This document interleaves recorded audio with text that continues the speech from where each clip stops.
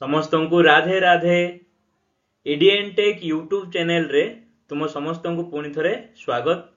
आज video topic रे आमे plus two first year arts stream रो इलेक्टिव सब्जेक्ट पॉलिटिकल साइंस बा राजनीति विज्ञान रे थिबा भारतीय संविधान रे वर्णित मौलिक अधिकार और कर्तव्य एई पाठटीर 3 मार्क प्रश्न एवं तार उत्तर आलोचना करिबा जाकी इंपोर्टेंट अटे।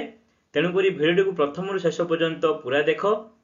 भिडियो को लाइक करो, चैनल रे न आसले प्लीज चैनल को सब्सक्राइब करो एवं अन्य मानू मध्य शेयर करो। जदि कोनोसी सजेशन एवं डाउट थाए कमेंट करी जणाओ। तेबे चलो आज वीडियो टॉपिक रे आमे पॉलिटिकल साइंस इलेक्टिव सब्जेक्ट रे थिबा भारतीय संविधान रे वर्णित मौलिक अधिकार और कर्तव्य एई पाठटीर मोस्ट इंपोर्टेंट 3 मार्क क्वेश्चन एवं तार आंसर पॉइंट वाइज डिस्कशन करिबा। तेबे 1 नंबर प्रश्नटी हला भारतीय संविधान अनुसार भारतीय नागरिकंको केतोटी मौलिक अधिकार अछि और कौन कौन। यार उत्तर हला भारतीय संविधान अनुसार भारतीय नागरिकंको 6 गोटी मौलिक अधिकार अछि।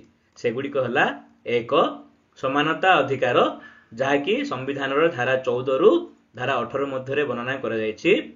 2 रे स्वाधीनता अधिकार जहाँकि धारा 19 रु 22 पर्यंत अछि। 3 रे शोषण विरुद्ध रे अधिकार जहाँकि धारा 23 रु धारा 24 मध्य वर्णना करा जायछि। 4 हेला धर्मगत स्वाधीनता अधिकार धारा 25 रु धारा 28 मध्य वर्णना करा जायछि। 5 रे शिक्षागत सांस्कृतिक अधिकार जहाँकि धारा 29 रु 30 मध्य वर्णना करा जायछि। एवं 6 रे संविधान प्रतिकार अधिकार जहाँकि धारा 32 रु 35 मध्य वर्णित अछि। तेबे भारत संविधान रे मोट कहबा गले आगरु 7टी मौलिक अधिकार थिला। एई 6टी सहित संपत्तिगत अधिकार को मध्य गोटे मौलिक अधिकार रूपे गणना करा जाउथला। किंतु 44 स्तंभ संविधान संशोधन जेतेबेले हैला सेतेबेले एई संपत्तिगत अधिकार को मौलिक अधिकार रु बाद दिया गला एवं वर्तमान संपत्तिगत अधिकार गुटे आईनगत अधिकार रे परिणत हेछि।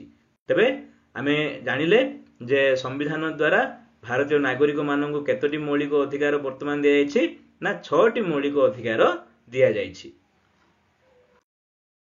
तबे 2 नंबर प्रश्नटी हेउछि आईन दृष्टि समानतार अर्थ बुझाओ। आईन दृष्टि समस्ते समान। तेबार उत्तर हैला जे आईन दृष्टि समानतार अर्थ हेउछि आईन राष्ट्रर समस्त नागरिक माननक पई समान भाव रे प्रযোज्य अटे। एठारे केही आईनर ऊर्ध्वरे नाहंती बा केही आईनर ऊपरे न थाए। समस्तक पई समस्त नागरिकों पई आईन समान अटे।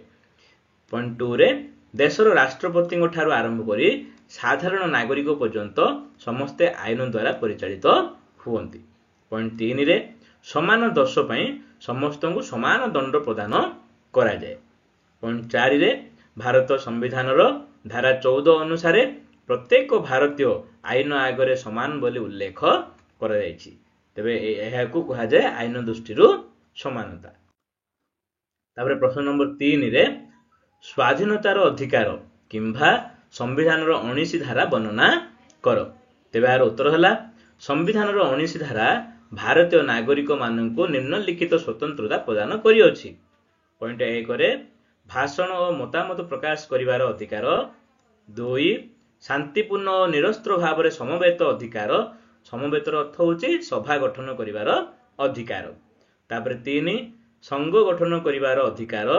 4 भारतर जे कोनोसी स्थल को अबाध रे गमन करिवार अधिकार। पॉइंट 5 जे कोनोसी जीविका अवलंबन करिवार अधिकार। एवं पॉइंट 6 रे भारतर जे कोनोसी स्थान रे बसवास करिवार अधिकार।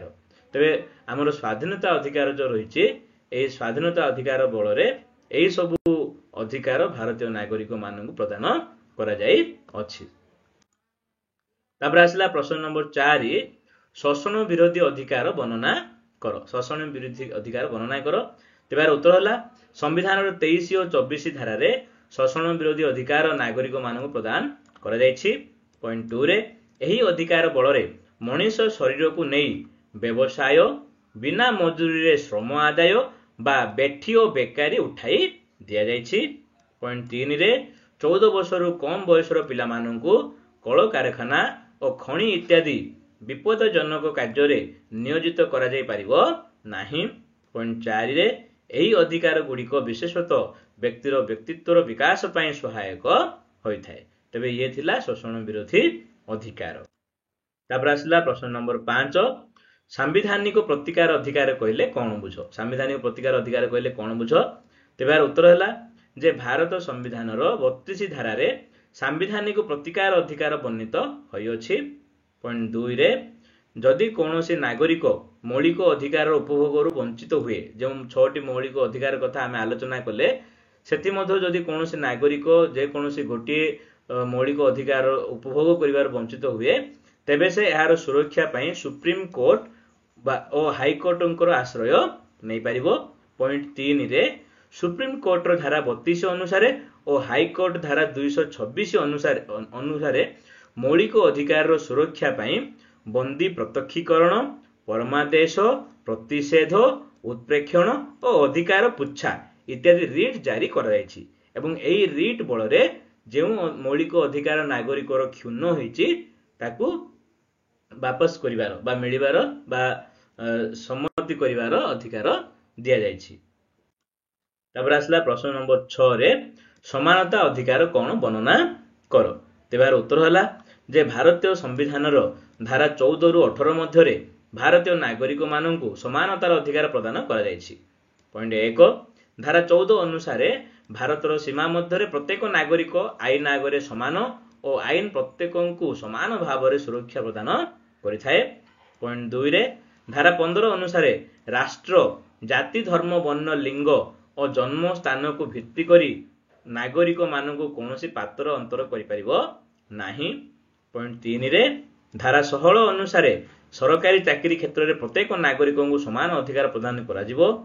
पॉइंट 4 रे धारा 17 अनुसार अस्पृश्यता को समग्र राष्ट्र निवारण कराई। अस्पृश्यता माने छुई भेदभाव बा नीच लोक मंदिर को जाई परिबोनी बा भल स्थान को जाई परिबोनी आकु अस्पृश्यता बोली कुहा जाए आकु बारण करा जायछि। तापर पॉइंट 5 रे धारा 18 अनुसार सामरिक और शिक्षागत उपाधि व्यतीत नागरिक मानकु राष्ट्र अन्य कोनोसी उपाधि प्रदान करि परिबो नाही ताकु तबे आकु कुहा जाय समानता अधिकार। तापर आसला प्रश्न नंबर 7 निर्देशमूलक राष्ट्रनीति रे वर्णित गांधीवादी नीति वर्णना कर। तेबार उत्तर हला जातिर जनक महात्मा गांधी नीति और आदर्श को साकार करबा पई संविधान प्रणेता माने निर्देशमूलक राष्ट्रनीति रे केतेक गांधीवादी नीतिर अवतारणा करिसंती। सेगुड़िक हला यथा 1 स्वायत्त शासन पई ग्राम पंचायत प्रतिष्ठा करिबा। 2 औषध प्रस्तुतिकरण व्यतीत अन्य समस्त क्षेत्र रे निशा द्रव्यर व्यवहार को निषिद्ध करिबा। गरे व्यक्तिगत बा सहयोगी भावे कुटीर शिल्पर विकास करिबा। घरे राष्ट्र रे गो हत्या निवारण करिबा। तबे एई चारोटी थिला हमर गांधीवादी जाकी हमर निर्देशमूलक राष्ट्रनीति रे वर्णना करा जायछि। तापर प्रश्न नंबर 8 होछि निर्देशमूलक राष्ट्रनीति रे वर्णित उदारवादी नीति मान वर्णना कर। तेबे उत्तर हला जे राष्ट्रनीति नियामक तत्व रे वर्णित उदारवादी नीति गुड़िक हला 1 राष्ट्रर समस्त नागरिक मानक पई एक प्रकार देवानी आईन प्रवर्तन करिबा। 2 जंगल वन्यजंतु एवं परिवेशर सुरक्षा और संरक्षण पई राष्ट्र उपयुक्त व्यवस्था करिबा। 3 राष्ट्रर प्राचीन कीर्ति कला स्थापत्य और ऐतिह्य स्मारकी तथा स्थानर संरक्षण करिबा।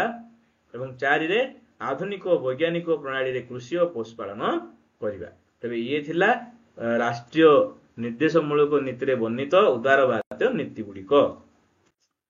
तापर आसला प्रश्न नंबर 9। प्रश्न नंबर 9 रे राष्ट्रीय निर्देशमूलक नीति रे वर्णित समाजवादी नीति मान कौन। समाजवादी नीति गुड़िक कौन। तबे यार उत्तर हला जे निर्देशमूलक राष्ट्रनीति रे वर्णित समाजवादी चिंताधारा गुड़िक होछि क समान कार्य पई समान मजूरी व्यवस्था करिबा।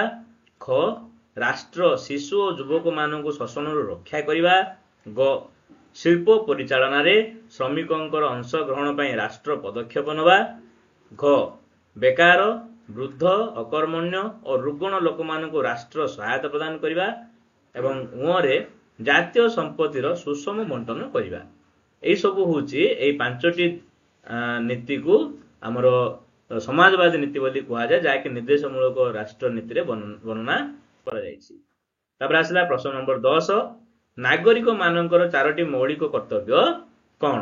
ତେବେ ଏହାର ଉତ୍ତର ହେଲା ଯେ ଭାରତୀୟ ନାଗରିକ ମାନଙ୍କର 11 ଗୋଟି ମୌଳିକ କର୍ତ୍ତବ୍ୟ ଅଛି, ଯୋଉଟାକୁ ଫଣ୍ଡାମେଣ୍ଟାଲ ଡ୍ୟୁଟି ବୋଲି କୁହାଯାଏ। ସେଥିମଧ୍ୟରୁ 4ଟିକୁ ଆମକୁ ଏଠାରେ ବର୍ଣ୍ଣନା କରିବାକୁ କୁହାଯାଇଛି। ତେବେ ସେଇ 4ଟି ହେଲା, 1ରେ ସମ୍ବିଧାନର ନିୟମ ପାଳନ କରିବା, ଜାତୀୟ ଅନୁଷ୍ଠାନ, ଜାତୀୟ ପତାକା ଓ ଜାତୀୟ ସଙ୍ଗୀତକୁ ସମ୍ମାନ ପ୍ରଦର୍ଶନ କରିବା।